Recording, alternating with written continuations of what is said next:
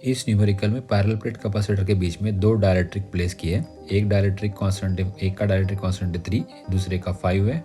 यहाँ पे दो अलग अलग डायलेक्ट्रिक प्लेस होने की वजह से ये एक ही कैपेसिटर अभी दो कैपेसिटर में कन्वर्ट हुआ है और ये दोनों कैपेसिटर एक दूसरे को सीरीज में है।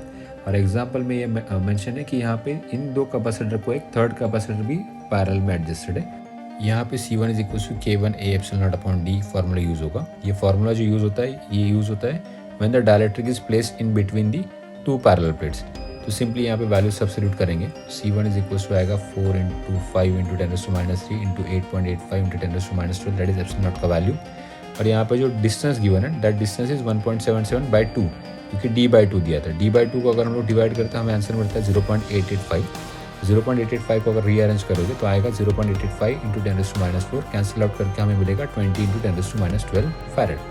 सिमिलरली C2 भी हम लोग सॉल्व करें तो C2 को सॉल्व करते वक्त भी हमें डिस्टेंस वही लेना है 1.77 डिवाइड बाई 2।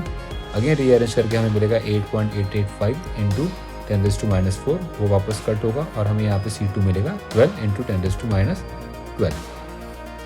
सो इजीली हमें पता है कि यहाँ पे जो थर्ड कैपेसिटर है वो पैरेलल में प्लेस्ड है। तो पैरेलल में प्लेस होने के लिए हमने सबसे पहले ये सीरीज वालों को ऐड किया that is 1/CS is equal 1/C1 plus 1/C2 और उसका आंसर हमें मिलेगा। तो यहाँ पे हमें मिलेगा 60 as a LCM। So solve करने के बाद हमें मिलेगा 1/CS is equal 8/60, CS is equal to 60/8।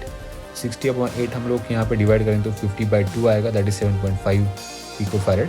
अभी ये जो सीरीज कॉम्बिनेशन है it is arranged in parallel with the C3। तो हमें पता है कि पैरेलल में एक सिंपली एडिशन होता है। तो 15/2 प्लस 7.5 दैट इज 7.5 आता है 15 पिको फैरेड।